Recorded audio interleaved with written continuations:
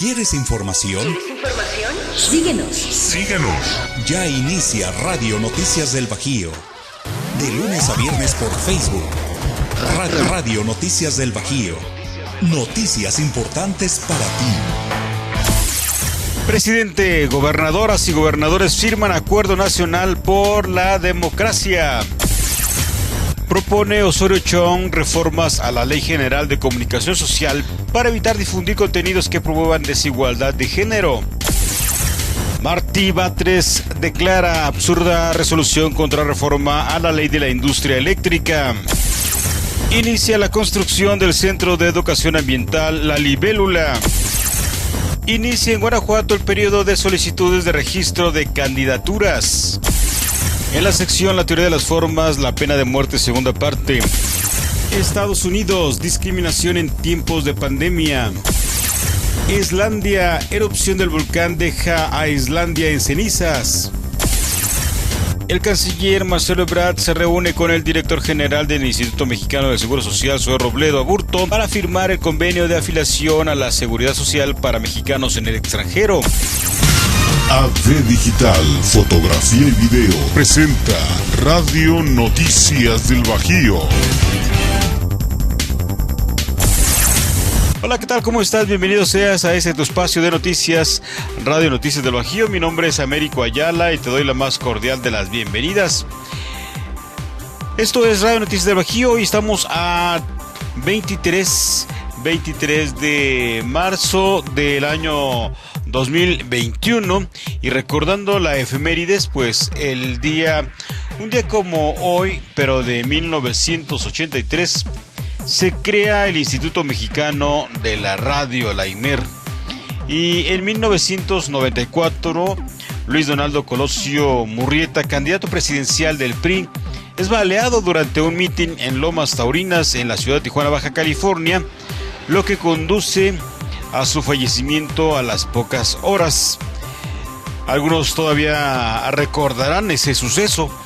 Para 1994, el mismo año, fallece víctima de cáncer la dramaturga y productora teatral, además de activista de defensa de los derechos homosexuales, Nancy Cárdenas Martínez. Te doy la bienvenida invitándote a que te quedes con nosotros. Hoy martes rico, martes acogedor, ya en plena primavera, disfrutando de estos calores, de este calorcito rico. Esperemos que lo disfrutes. Ya es hora de irnos a la playa, no sé, a tomar unas vacaciones ahí frente a la playa.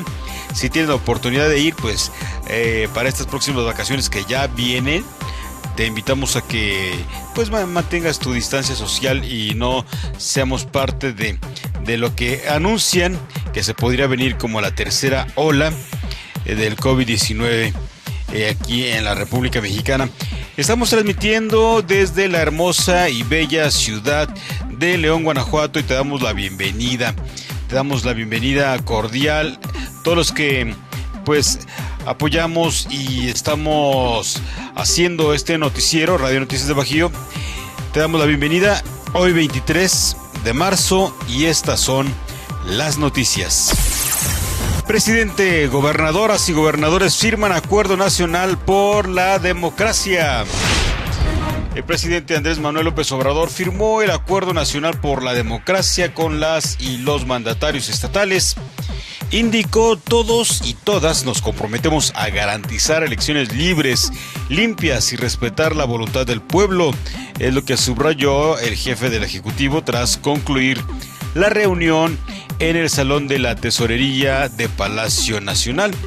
Acompañaron en el presidium al mandatario la presidenta de la Conferencia Nacional de Gobernadores, Claudia Pavlovich Arellano, la Secretaría de Gobernación, Olga Sánchez Cordero, el fiscal general de la República, Alejandro Gertz Manero, y José Agustín Ortiz Pinchetti.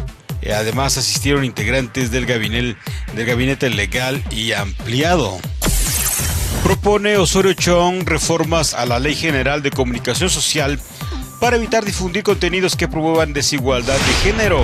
El senador del grupo parlamentario del PRI, Miguel Ángel Osorio Chong, presentó una iniciativa de reforma a la Ley General de Comunicación Social con el propósito de evitar que se difundan campañas de comunicación social cuyos contenidos promuevan la desigualdad de género, revictimice a víctimas de la violencia de género, promueva o difunda estereotipos basados en el género o desacredite movimientos sociales. En su iniciativa se propone establecer los principios rectores que deberán observar los entes públicos en materia de perspectiva de género, como una visión analítica y política sobre las mujeres y los hombres, a fin de eliminar las causas de la opresión de género, como la desigualdad, la injusticia y la jerarquización de las personas basadas en el género, y promover la igualdad sustantiva entre géneros a través de la equidad, el adelanto y el bienestar de las mujeres. Señala que cuando los medios de comunicación difunden contenidos estableciendo prejuicios y estereotipos que perpetúan la violencia de género, marcan a la sociedad e impiden avanzar hacia una sociedad más igualitaria. En este sentido, sostiene la relevancia que tiene la comunicación social en el mundo no está sujeto a discusión, no solo por su capacidad de difundir información, sino también por el impacto que tienen en torno a la construcción de la credibilidad y la legalidad, la legitimidad. Pues para muchas personas la información se asume como verdadera y con ello buena parte de los receptores de dicho mensaje formula sus juicios y opiniones de lo difundido sin hacer un análisis más profundo. La presente propuesta señalada busca generar una normatividad clara que evite que se utilice la comunicación social del Estado y su difusión en medios de comunicación como una forma de flagelo y desacreditación a las mujeres mexicanas. Por lo anterior, el senador Osorio Chong presenta su iniciativa de reforma a la Ley General de Comunicación Social para evitar que se difundan contenidos que promuevan desigualdad de género, revictimice a víctimas de la violencia de género, promueva o difunda estereotipos basados en el género o desacredite movimientos sociales. La iniciativa del senador Osorio Chong fue turnada a las Comisiones Unidas de Gobernación de Estudios Legislativos segunda, con opción de la Comisión de Igualdad de Género y para su estudio y dictamen. Martí Batres declara absurda resolución contra reforma a la ley de la industria eléctrica. El presidente de la Comisión de Puntos Constitucionales señaló que esta decisión no obedece a las reglas de juicio de amparo, sino a otro tipo de intereses. La suspensión definitiva que determinó el juez Juan Pablo Gómez Fierro en contra de la reforma a la ley de la industria eléctrica es absurda, no es constitucional ni obedece a las reglas de juicio de amparo. Al contrario, responde a otro tipo de preceptos e intereses, por lo que es una resolución metafísica, advirtió el senador Martí Batres Guadarrama. El presidente de la Comisión de Puntos Constitucionales afirmó que dicha resolución defiende conceptos como la libre concurrencia en el mercado eléctrico, el espíritu de la reforma energética del 2013 y la libre participación de los particulares en el sector. Sin embargo, dichos conceptos no aparecen en la Constitución. El juicio de amparo, agregó Batres Guadarrama, defiende derechos fundamentalmente de los ciudadanos establecidos en la Carta Magna, pero en este caso lo que defiende el juez son preceptos de una ley derogada. Explicó que, de acuerdo con la Carta Magna, corresponde exclusivamente a la nación en la planeación y el control del sistema eléctrico nacional, así como el servicio público de transmisión y distribución de energía eléctrica. Además, las leyes determinarán la forma en que los particulares podrán participar en las demás actividades de la industria. La Constitución también dispone que no construirán monopolios las funciones que el Estado ejerza de manera exclusiva en dichas áreas estratégicas. Así que no existe la figura del mercado libre eléctrico, por lo que el juez de amparo no se apoyó en la Carta Magna, sino que solo habla del espíritu de la reforma del 2013. Pero también ese argumento es una falsedad, porque la participación privada en el campo de la generación eléctrica se dio a partir de los cambios a la ley del servicio eléctrico de 1992. Batres Guadarrama precisó que el Congreso de la Unión cumplió con la Constitución al determinar en la ley las modalidades en que participarán los particulares en las áreas de la industria eléctrica. Indicó que la decisión para suspender los efectos de la ley de la industria eléctrica es inconstitucional y la resolución del Congreso de la Unión es completamente constitucional, insistió. Asimismo agregó que es en la ley donde deben establecerse las formas de participación de los particulares, por lo que en esta legislación el Senado y la Cámara de Diputados señalaron los principios sobre los que participará la iniciativa privada en el sector eléctrico. Inicia la construcción del Centro de Educación Ambiental La Libélula. En el marco de la celebración del Día Mundial del Agua, el gobernador Diego Sinue Rodríguez Vallejo y el alcalde de León, Héctor López Santillana, dieron el banderazo de la construcción del Centro de Educación Ambiental La Libélula. Con una inversión superior a los 44 millones de pesos, se construirá un moderno edificio de 2,000 metros cuadrados que será un parteaguas en el impulso a la educación ambiental para los niños, las niñas y los jóvenes, no solo de León, sino también de Guanajuato y de toda la región del centro de México. Indicó que el impulso a la educación en materia ambiental y el fomento a la cultura del cuidado de nuestros recursos naturales no admite demora. Necesitamos de la participación activa de la sociedad. En este centro de educación ambiental tendrán acceso a todo el conocimiento y la interacción que necesiten para ser promotores del medio ambiente. Yo siempre he dicho que las y los leoneses tenemos visión del futuro, pero para que haya un futuro sostenible y posible, hoy más que nunca debemos de cuidar nuestro medio ambiente, dijo el mandatario estatal. La obra contará con paneles fotovoltaicos en su cubierta para ahorro de energía. Tendrá 13 salas de exhibiciones interactivas que invitarán a vivir una experiencia educativa y formativa a favor del cuidado del medio ambiente.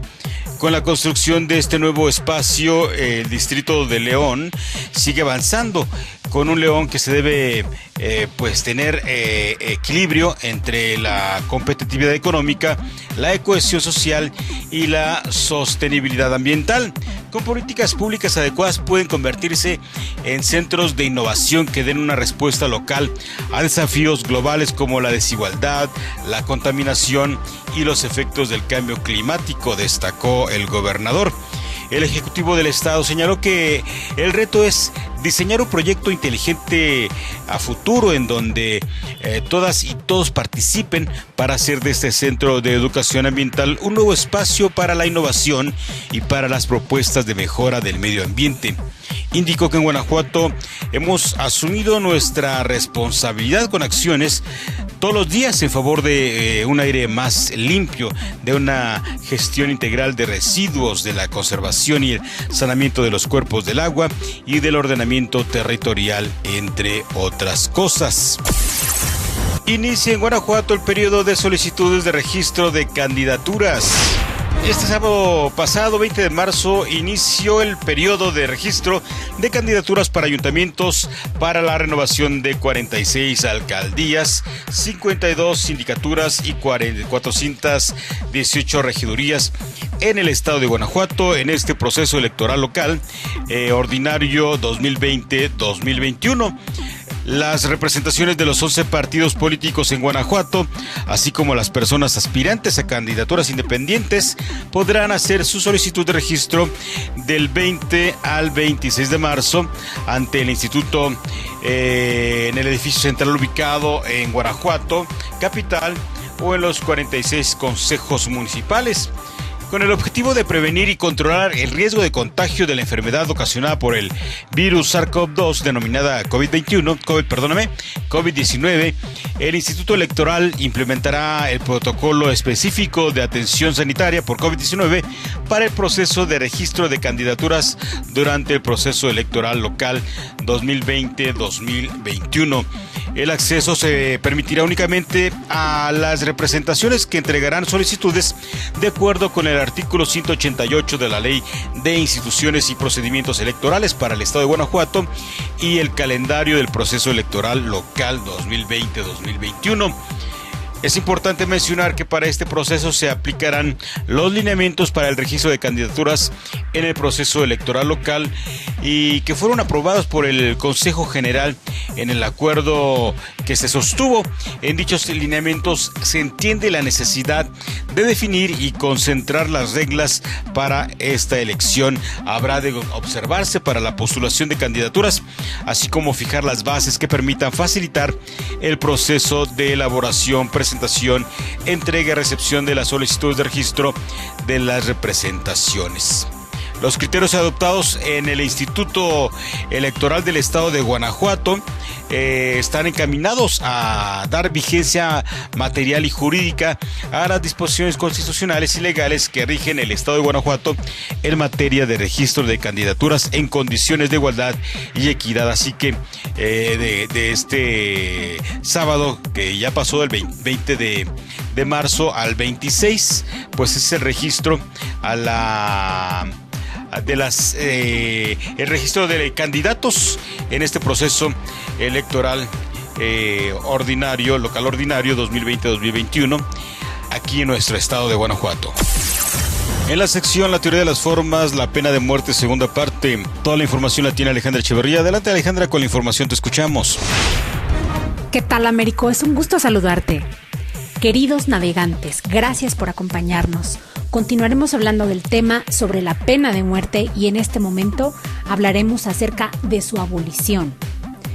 Según la historia, en el relato de las guerras de Peloponeso, en el año 427 a.C., se argumentaba que la pena de muerte, al no tener un valor disuasorio, es decir, que aun que existiera la pena de muerte, no disuadía a los que intentaban cometer algún infracción, ilícito, conducta indebida, que era como se conceptualizaba en aquellos tiempos, se convenció a la Asamblea de Atenas para que revocara su decisión de ejecutar a todos los varones adultos de la ciudad rebelde de la ciudad de Mitilene. En el primer siglo después de Cristo, Amandagamani, rey budista de Landa, abolió la pena de muerte durante su reinado, y lo mismo hicieron varios de sus sucesores. En el Extremo Oriente, la primera constancia histórica que se tiene de la abolición de la pena de muerte proviene de la dinastía Tang en China, donde fue prohibida por el emperador Xuanzong a mediados del siglo VIII. Por su parte, el emperador japonés Shomu abolió la pena capital en 724, basándose en la creencia budista en la santidad de toda forma de vida. La pena fue reinstalada en el año 810 y vuelta a abolir por el emperador Saga en el 818. Luego fue reinstaurada en el 1159 y sigue vigente hasta nuestros días.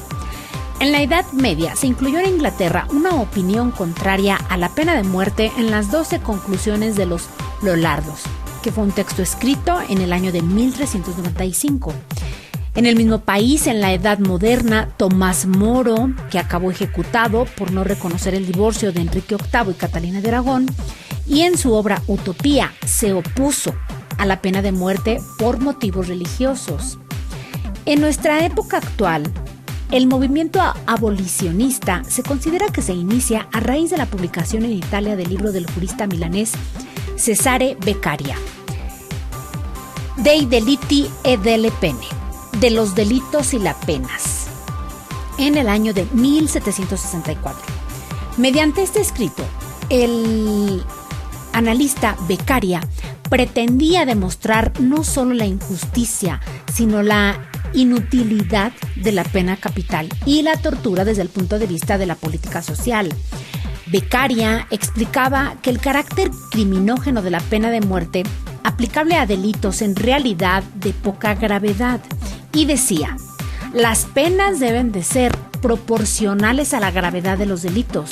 Si todas las penas son igual de rigurosas, el delincuente cometerá siempre el delito mayor. El 3 de febrero de 1766, la Iglesia condenó el libro y lo incluyó en el Índex, que era la lista de las obras prohibidas. Allí permaneció hasta la desaparición del mismo en junio de 1966, gracias al Concilio Vaticano. incluido por el libro de Beccaria, Leopoldo de Habsburg, famoso monarca ilustrado y futuro emperador de Austria, abolió la pena de muerte en el entonces independiente Gran Ducado de Toscana en 1786, tras haber detenido las ejecuciones en el 1769.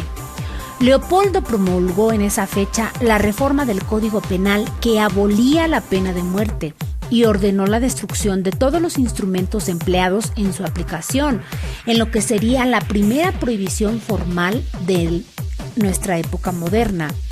En el año 2000, las autoridades regionales de Toscana establecieron el 30 de noviembre como festividad anual con el fin de conmemorar ese evento. En esa misma fecha, se usa a nivel mundial en unas 300 ciudades con el mismo objetivo, formando un movimiento reivindicativo que recibe el nombre de Día de las Ciudades por la Vida.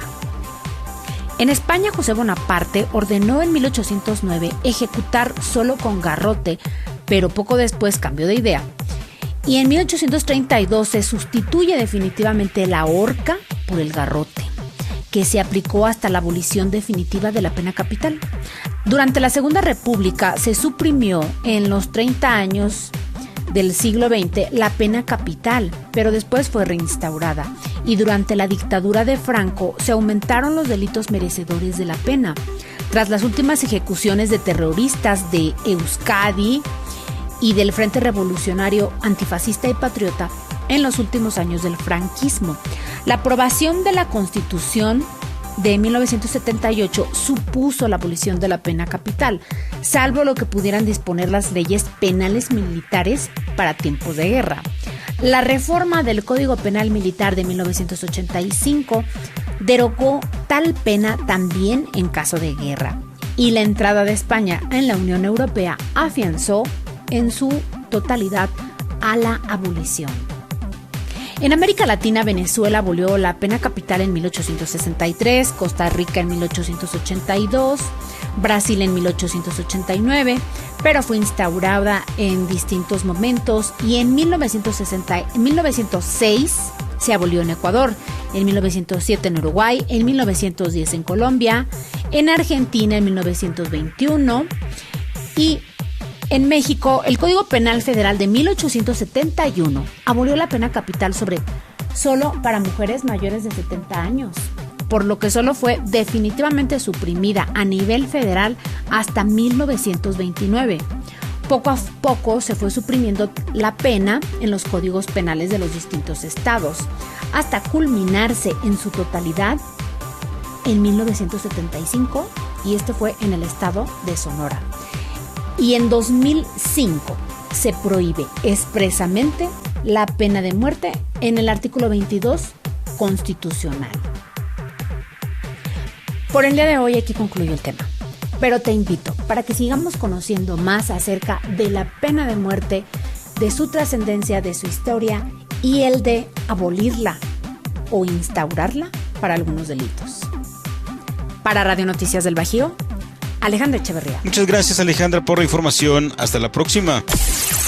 Estados Unidos, discriminación en tiempos de pandemia.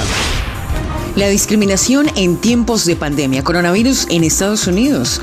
¿Cómo ser hispano, de raza negra o pobre afecta el acceso a las vacunas? En Estados Unidos, la desigualdad también está presente en la distribución de vacunas. El número de personas pertenecientes a minorías étnicas que fueron vacunadas en el país está significativamente inferior al de los estadounidenses blancos.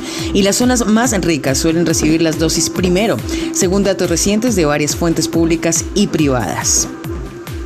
Pero ¿qué muestran los números? A pesar de tener aproximadamente el doble de probabilidades de morir de COVID-19, los hispanos y afrodescendientes estadounidenses están siendo vacunados a un ritmo mucho más lento que los compatriotas blancos, según las cifras publicadas por los Centros para el Control de Enfermedades CDC, por sus siglas en inglés. De los que recibieron su primera dosis, el 7.6% son afrodescendientes, el 8.7% son hispanos, a pesar de que estos grupos comprenden más del 13% y el 18% de la población estadounidense respectivamente.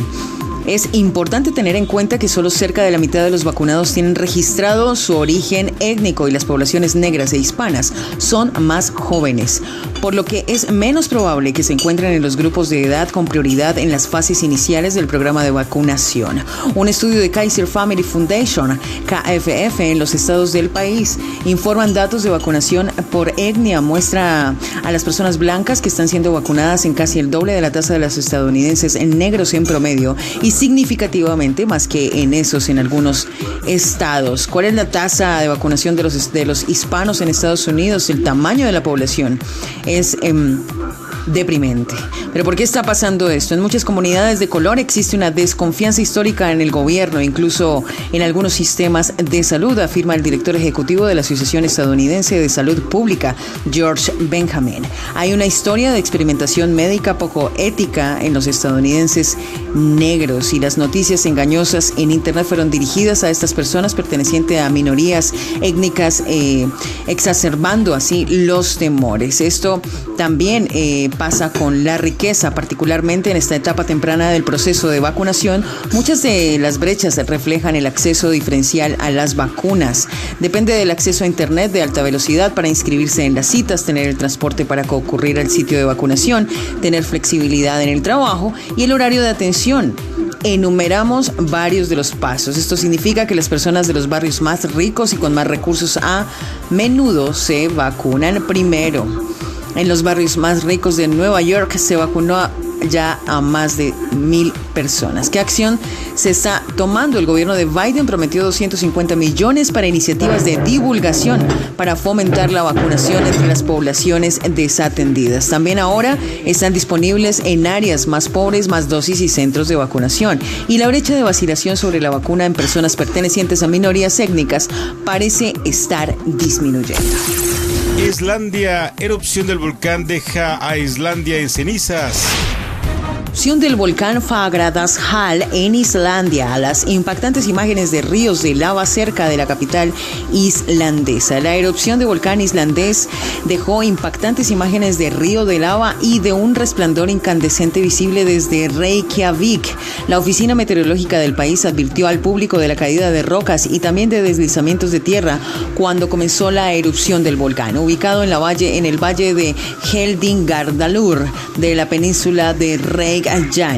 Se espera que la contaminación para gases se extienda hasta Porskov, en el sur de Islandia, y continúe durante horas, informó el servicio meteorológico, mientras que pidió a las personas que cierren las ventanas y permanezcan en el interior. Las imágenes más impactantes de la erupción, las que muestran ríos de lava suspeteando, fueron tomadas desde el helicóptero de la Guardia Costera de Islandia.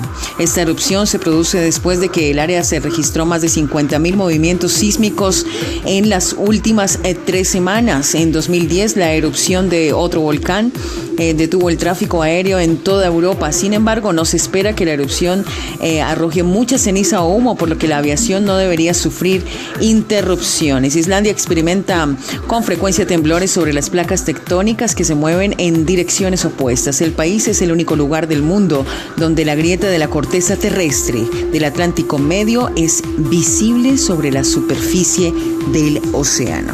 Muchas gracias, Liliana, por la información. Hasta la próxima.